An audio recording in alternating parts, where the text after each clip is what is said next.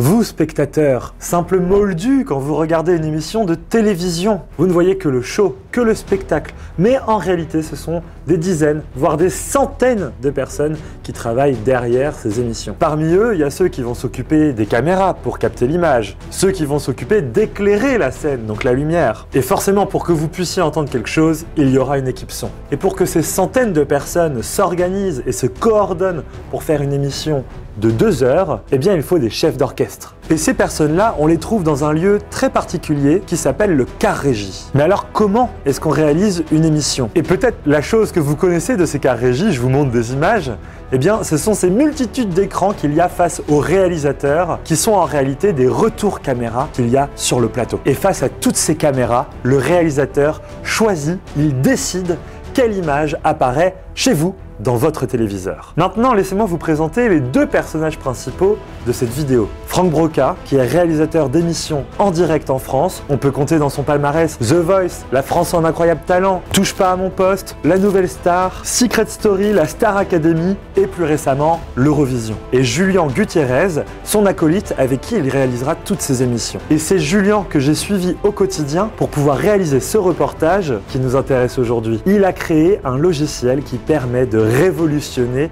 la réalisation d'une émission. C'est vraiment une vidéo hyper inédite qu'on vous propose ici sur Frandroid. Le but, c'est de vous montrer en quoi la technologie et les logiciels font évoluer la production d'émissions de cette ampleur. Vous allez voir, ce sujet, c'est passionnant. On va rencontrer des gens passionnants et passionnés. Et pour commencer, je vous propose d'entrer dans le cœur du réacteur, c'est-à-dire le car régie de la Star Academy, production qui se réalise de façon traditionnelle afin que vous puissiez comprendre déjà comment on réalise basiquement une émission. Julien, on est dans le car régie donc de la Starac. Il y a combien de caméras sur la Star Academy sur le plateau là? Aujourd'hui, il y en a 15. Donc tu as 15 caméras, tu reçois donc tous les flux ici sur le mur d'écran. Ici, il y a le mélangeur vidéo, donc tout arrive dans cette bécane là. Et Franck qui est là, et ben ici il a 2 barres de boutons, qui en fait une sorte de très gros ordinateur dans lequel tous les flux vidéo rentrent. Ça correspondrait au clavier. C'est un piano et en fait en fonction de là où il appuie, ça va ce qu'on appelle commuter à l'antenne la bonne source. Donc là il est sur la caméra 13, on le voit ici, le bouton est là. La caméra est entourée de rouge ici, ça veut dire qu'elle est à l'antenne.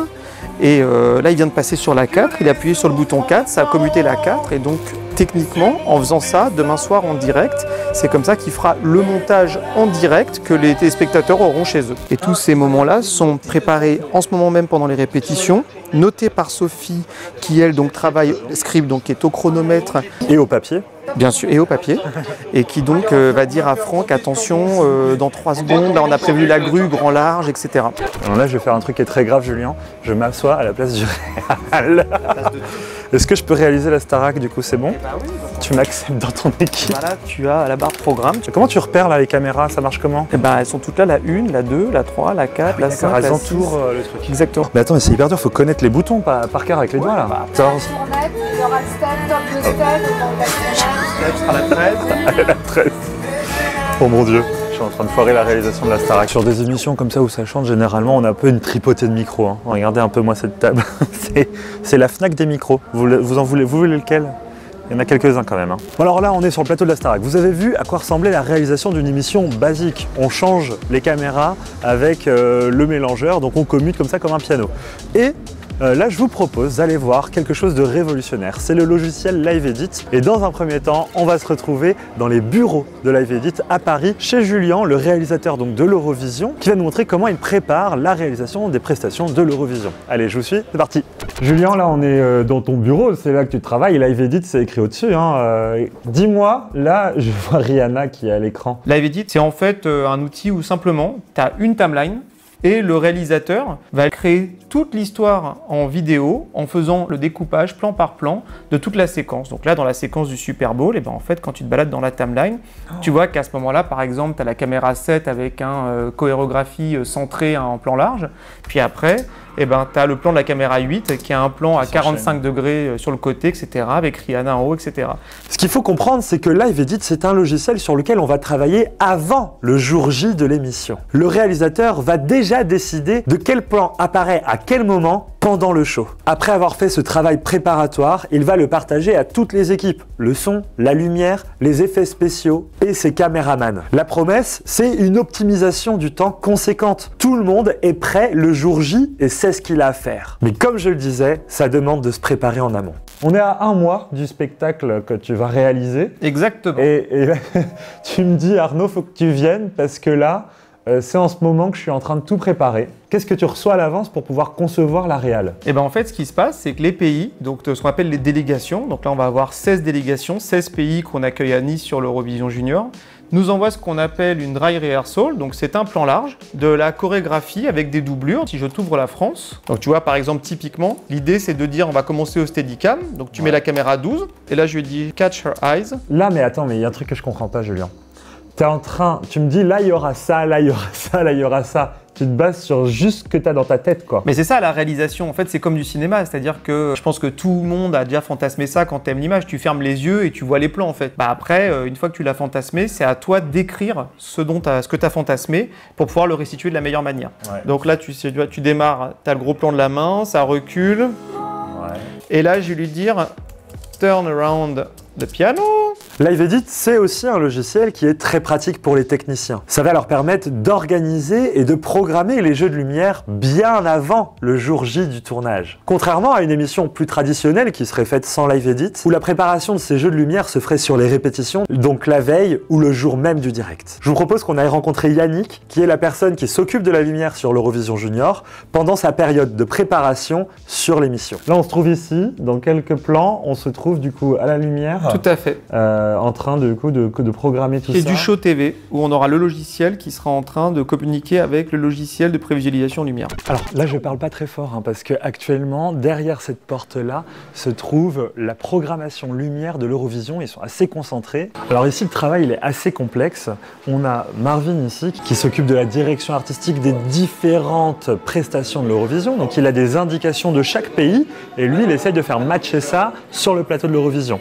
Yannick lui il est là pour faire la technique. Donc sur sa machine qui s'appelle la Grandma, il va programmer les différentes lumières en suivant le timecode de Live Edit parce que c'est là qu'est tout le secret. Ce qui est assez ouf, c'est qu'on a un rendu en direct et en 3D de la scène de l'Eurovision avec tous les rayons lumineux des 597 projecteurs qu'il y aura sur le plateau. Et tout ce que fait Yannick en direct, on le voit qui s'anime sur le logiciel qui s'appelle Deepens 3. Et ce logiciel, il nous permet de visualiser en prévisualisation ce que ça va rendre en direct sur le plateau. Et donc là, après, ce sera sur les moments des répétitions qu'on va voir si tout fonctionne bien. Est-ce que toi, quand tu utilises Live Edit, ça t'aide? En quoi c'est un peu une révolution pour la télé?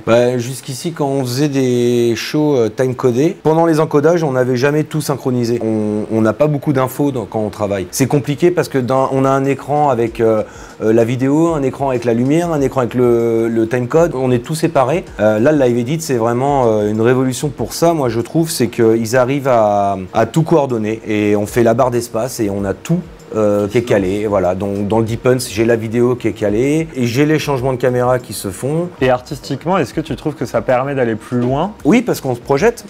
Et comme on se projette, on a plus d'idées. Ouais, ça enlève les limitations et des choses qu'on se dit, on verra sur place parce que là, je sais pas, on le fait ici. Et puis sur place, évidemment, on retouche, mais au moins, il y a une grosse partie du travail qui est déjà fait. Combien de temps ça te met une prestation en moyenne? Si on veut la faire bien, c'est 2 heures. Ça prend du temps parce que c'est du timecode. Et le fait que ça soit du timecode, la moindre petite pêche, le moindre truc en musique, on va le marquer. Allez, je suis actuellement dans les stocks de Duchot où on entrepose toutes les lumières qui seront utilisées pour l'Eurovision Junior, et pour beaucoup d'autres émissions aussi, mais je vous laisse imaginer la quantité de projecteurs qu'il y a ici. Bon, il y a les 600 de l'Eurovision qui arriveront à Nice dans quelques jours, mais il y a aussi pour plein d'autres émissions en France et des concerts aussi. C'est une ribambelle de projecteurs qui s'offre à nous, des projecteurs dernier cri évidemment, et c'est ça qui est assez impressionnant. Et là, Yannick qui est en train de programmer toutes les lumières sur sa console, et en fait, c'est ce genre de projecteurs qui sont tous motorisés et qui vont permettre justement d'avoir différents effets de lumière, des grands trucs, des faisceaux tout fins, ils vont à droite, à gauche, au milieu, voilà. Donc c'est ce que fait Yannick actuellement. Et là c'est presque prêt, tous les projecteurs sont empaquetés avec tous leurs câbles et tout le bazar, 10 jours à l'avance pour les répétitions, puis hop, c'est parti, je vous propose qu'on part à Nice. J'emmène pas les boîtes avec moi, ça fait un peu trop. Allez, go!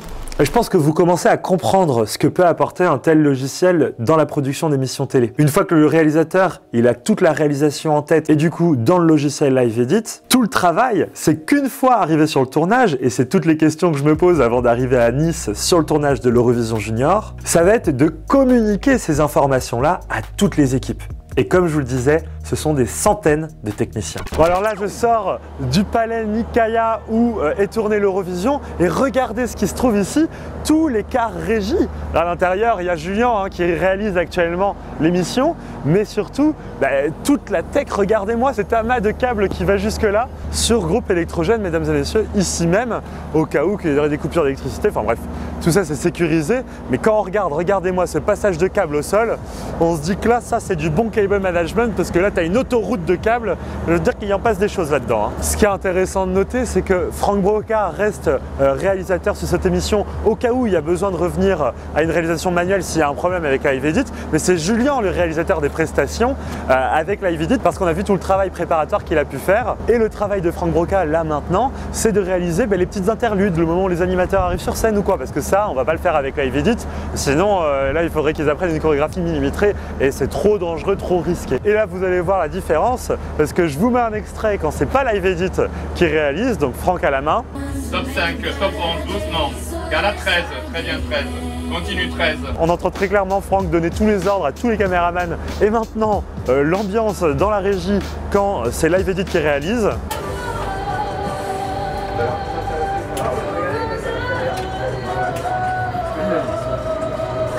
Et ben voilà, là vous le remarquez, plus personne parle, parce qu'évidemment tout le travail préparatoire qui a été fait sur Live Edit, ça permet de réaliser l'émission sans risque. Donc c'est trop pratique.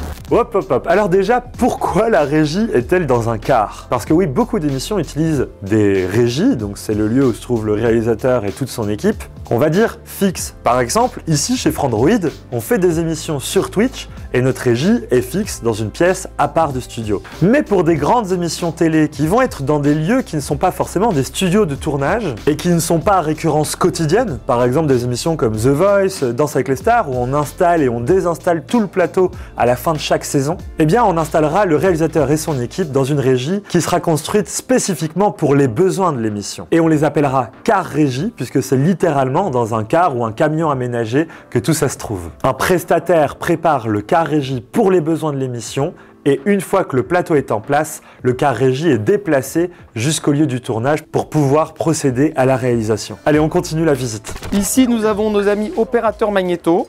Salut Julien, ça va? Ça va les enfants? Nadège? Bonjour. Très bien. On est en France, la ville du showbiz. Et là, on arrive dans le cœur du réacteur avec ma petite place pendant le direct. C'est ça. Tu t'assois même pas, j'ai remarqué. Non, je reste debout. Je reste debout, ça me permet de canaliser ma concentration. Ouais. Et donc après, nous, quand on arrive dans le car régie, moi, je branche mon ordinateur ici. Incroyable mais vrai, un petit adaptateur USB-C vers Ethernet pour me connecter à mon réseau local. Et si je fais play, boum, ça part. Là, ça démarre et là, donc là, la 3, top 3. Et on voit que sur le mélangeur, ça commute là en haut, automatiquement les bonnes sources, la 1, top 1. Ça commute tout seul. Et toi là, du coup, alors là, tout à l'heure, va y avoir le show, le vrai. Donc en théorie, tu vas juste checker que tout marche. Exactement. Donc, et prier pour que tout fonctionne. Et puis s'il y a un souci, tu peux quand même reprendre la main manuellement, ce que tu disais. On a des sécurités, c'est-à-dire que j'ai un bouton ici, switcher on. Si j'appuie sur switcher off, ça désactive les prochaines commutes de caméra. Ah oui, donc je peux quand même rapidement prendre la main. Sur des shows répétés comme ça, le gros drame ce serait une panne de caméra, mais même là je peux rapidement remplacer les plans. Sur la Star Academy, on n'a pas du tout de système d'automation, on n'aurait pas le temps de répétition compatible. C'est presque un travail de montage au final, comme si tu avais enregistré ton flux multicam. C'est exactement ça. Ce qui est assez ouf, tu peux le décrire, c'est la différence d'ambiance quand il y a Live Edit qui tourne ou quand c'est tout à la main. Je pense que vous l'avez vu. C'est à flux tendu et Star Academy c'est un télécrochet, donc à un moment aussi il faut intégrer du jury, il faut intégrer des élèves. Si tu as un gamin qui est nommé, qui d'un coup se met à chialer parce qu'il est ému par une chanson, il faut pouvoir le montrer. Ouais. C'est quelque chose qui est plus difficile avec Live Edit parce que évidemment nous c'est tellement scripté que c'est plus délicat à intégrer. Après, il y a des pays, dans tous les pays où on fait X Factor, Idol, etc., Nouvelle Star en français, ce qu'ils font, c'est qu'ils pré-produisent dans la timeline les plans de jury. Ils disent au jury, tu seras à l'antenne à ce moment-là. Donc le jury produit sa réaction. Lui-même sait que... Exactement. Et pour les plans de public, comme moi j'en ai intégré, pareil, ils intègrent les plans de public dedans. D'accord, ok. Tu peux aussi laisser un peu de mou sur un plan et mettre ce qu'on appelle un placeholder, un plan où il n'y a rien, un plan de rien en fait. Ok. Et là, ça nous permet nous de commuter manuellement une cam Sur le plan que- jusqu'à la prochaine commute qui sera automatisée pour se remettre droit sur la timeline. C'est un plan X, quoi. Exactement, il y a plein d'astuces comme ça. Trop bien. Bah écoute, on a hâte de voir la suite. Là, maintenant, le show va se lancer. Bon courage. Il n'y a plus qu'à. Ouais, on va devoir faire. Et hop, on est revenu chez TF1 avec la Star Academy. Derrière moi, le plateau de la Star Academy, en pleine répétition. Et justement, ce qui est intéressant de vous montrer, c'est les différences. Ici, comme je vous l'ai montré au début, on réalise à la traditionnelle. Il n'y a pas live edit. Et donc, le cadreur principal de l'émission doit préparer ses plans. Et bien, il le fait très différemment. Alors oui, live edit, ça va révolutionner, entre guillemets, les émissions de télévision de divertissement. Par exemple, la Star Academy est réalisée sans préparation sur live edit. Ça n'en est pas moins bien. On va juste être sur une réalisation plus spontanée. Alors que si on compare les prestations de la Star Academy à celles de l'Eurovision, c'est vrai que celle de l'Eurovision va être artistiquement plus poussée. Et c'est exactement pour ça que je voulais faire cette vidéo sur Frandroid. Pour vous montrer que la technologie, c'est pas seulement dans notre smartphone, dans notre main. Ça permet d'ouvrir de nouvelles portes dans un monde professionnel méconnu du grand public, mais pourtant duquel on consomme tous les contenus. Alors je vais vous présenter quelqu'un, c'est Alex, qui est au cadre ici à la Starac, mais qu'on va retrouver aussi à l'Eurovision.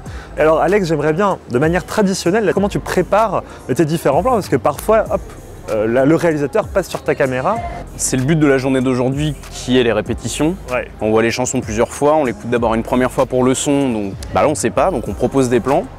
Le réalisateur que vous avez vu dans le car prend les plans à la volée parce qu'il les voit et justement c'est le moment où il surveille quel plan il va pouvoir prendre à quel moment. Et moi, contrairement à Live Edit, du coup on repasse sur la méthode un peu traditionnelle. Je prends mes petites notes. D'accord. Donc plan de début, plan de fin, telle valeur de zoom au début pour pouvoir faire des choses vraiment précises et pouvoir refaire le même plan en direct surtout. Mais en direct, parfois, hop, tu recheckes ton document et... Sur la Starac, il y a des magnétos avant les chansons, Ouais. donc ça te permet, tu reprends ton conducteur, tu relis tes Tu petites regardes, notes. attends, oui, c'est vrai, je devais Notamment faire par un exemple, peu il y a ça. certaines chansons où il y a ce qu'on appelle des bar scopes, c'est des barres noires en haut et en bas de... Donc ça change ta façon de cadrer forcément. Bah là il y a certaines chansons où il y a les bar scopes, certaines chansons où il n'y a pas. Donc là, il faut que tu le saches. Pour Le conducteur, là je l'ai noté, tu vois, sur la chanson 2, j'ai noté bar scope, je sais qu'il va y avoir des bar scopes sur cette chanson. Regardez là ce que fait Maxime de Live Edit, il est en train de paramétrer tous les iPads, c'est pas l'Apple Store, hein, mais c'est bien tous les iPads que vont utiliser les cadreurs durant le show. Ah ben mince, je viens de te casser un truc. C'est bien tous les iPads que vont utiliser les cadreurs pendant le show. Et donc voilà, sur l'iPad, on voit bien les différents plans qui vont passer dans l'ordre. Ça module en direct hein, parce qu'ils sont en train de checker la performance.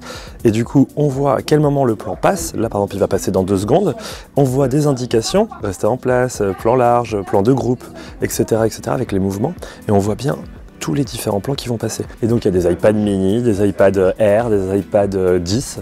Et donc voilà, ça permet aux cadreurs de bien se repérer pendant le show et de savoir à quel moment leur plan va switcher à l'antenne. Et donc ils peuvent se préparer en avance sur leur cadre et sur le mouvement qu'ils vont devoir faire pendant leur prise d'antenne. Est-ce qu'il y a un zoom? Est-ce qu'il y a un zoom out? Tout ça quoi. Ce qui m'a frappé quand j'ai rencontré les cadreurs des émissions avec Live Edit, c'est qu'en fait cette petite tablette leur indique à quel moment leur plan passe à l'antenne. Et là le timing ne ment pas. S'ils ne sont pas prêts au moment où leur plan passe à l'antenne, ça sera un faux plan qui passera à l'antenne. Alors que dans une réalisation sans Live Edit, le réalisateur va être plus spontané et va pouvoir mettre le plan du cadreur seulement quand il est prêt. Si le cadreur qui prépare son plan n'a pas exactement terminé de faire le point ou de correctement cadrer la personne, alors le réalisateur va attendre le plan et va communiquer avec lui via un micro et une oreillette. Ici, avec Live Edit, le logiciel soumet les techniciens à un timing très précis. Alors que sans Live Edit, un cadreur pourrait lui simplement proposer son plan, proposer un cadrage, et le réalisateur, hop, le choper de manière spontanée. Mais dans un autre sens, ça va permettre au réalisateur et à toutes ses équipes d'avoir une légèreté d'esprit au moment du direct. Ils font play sur Live Edit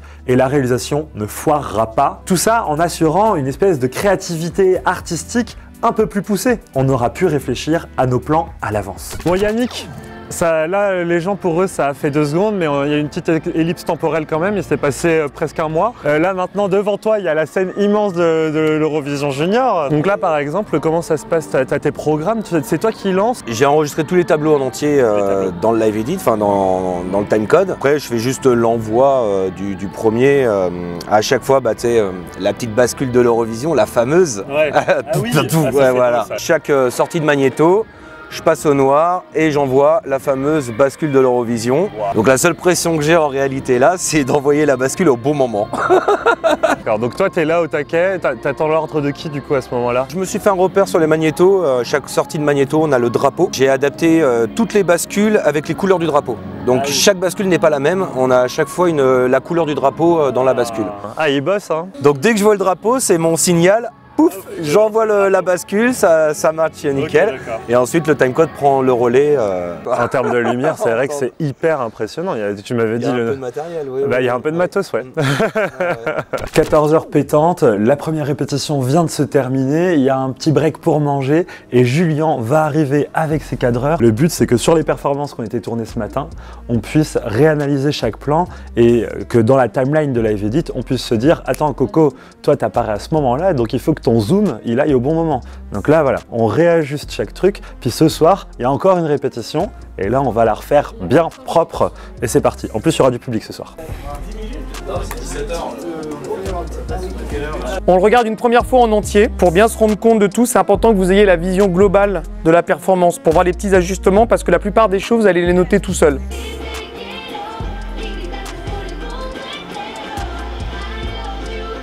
Le close-up, très bien. Le reverse, alors, je sais Gaëtan que c'est pas facile. Très bien. Peut-être, là, c'est close-up, je pense qu'il faut serrer un petit peu plus. Parce qu'on est sur 3 valeurs qui s'enchaînent, donc on est toujours à fois à la limite du jump cut. Donc il faut qu'on assume un peu plus d'y aller.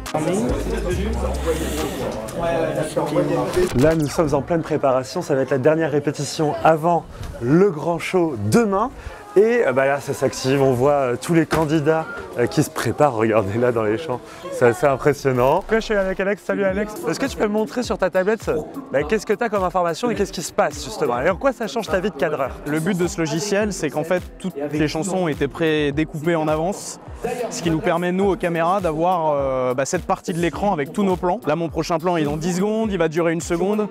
Ça nous permet d'avoir tous nos plans et donc de pouvoir partir juste avant d'être à l'antenne pour pas qu'il y ait d'à-coup, tu vois, au moment où on passe à l'antenne. On a notre plan de début, notre plan de fin, ce qu'il faut faire. Et alors, par rapport aux autres émissions du coup que tu cadres, est-ce que ça te change vraiment? Est-ce que c'est pratique? Qu'est-ce que t'en penses toi de Live Edit?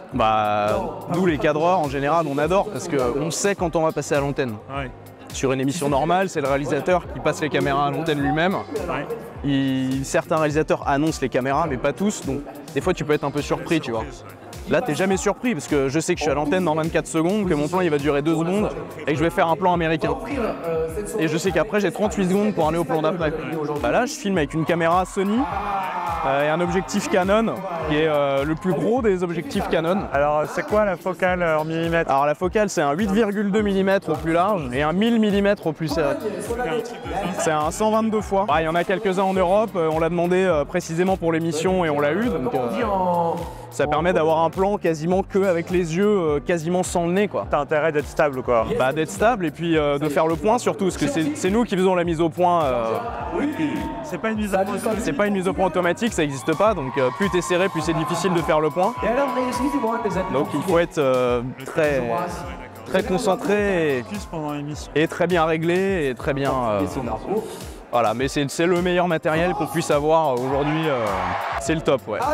Ouais, super impressionnant, c'est que les danseurs sont tous en place. Il y en a, je sais pas, peut-être une centaine de danseurs sur scène. Et ils attendent le top du réalisateur, c'est-à-dire le top de Live Edit. C'est le moment où, paf, l'émission va se lancer. Et comme en play sur une timeline de montage, l'émission va se dérouler comme ça, automatiquement. Et ça, il y a un côté magique. Donc c'est vrai que là, le côté attente, on attend tous le top du réalisateur. Et là, on est dedans, quoi. On sent l'adrénaline dans une salle. Voilà. On zoom là, hop, ça avec la MFR. C'est ça que j'use. Garde en 2, ça avec la MFR, garde en 4. Garde à 5, garde à 5. Top en 1. 92 points! The winner is Julien, ça fait quoi de réaliser et de gagner? J'ai mis la même énergie et je pense la même qualité et je demande à mes cadreurs et à toutes les équipes la même qualité de finition pour chaque presta. Donc, je suis très content d'avoir gagné, mais j'aurais été content pour n'importe quel gagnant. Voilà, c'est la fin de cette vidéo, j'espère que ça vous aura plu. C'était vraiment un contenu qui était inédit et exclusif. Je remercie encore Julien Gutiérrez, le réalisateur des performances de l'Eurovision, d'avoir accepté cette demande un peu folle que je lui ai faite. Et je remercie également toutes les équipes de toutes les productions, notamment de France Télé, de TF1, de nous avoir accueillis sur leur plateau. C'est vraiment un plaisir et un peu un rêve de gosse de vous présenter une telle vidéo pour vous expliquer comment des nouvelles technologies liées au logiciel permettent de révolutionner la télévision. En plus, Live Edit, c'est un logiciel français, donc j'ai vraiment un plaisir un peu chauvin de vous présenter tout ça. Bref, j'espère que ça vous aura plu et j'espère vraiment qu'on va continuer à faire des vidéos comme ça ensemble sur cette chaîne. N'hésitez pas à lâcher un petit like si ça vous plaît et à vous abonner pour nous soutenir dans ces genres de projets. Allez, sur ce, je vous laisse, vive la technologie, vive Live Edit, à bientôt!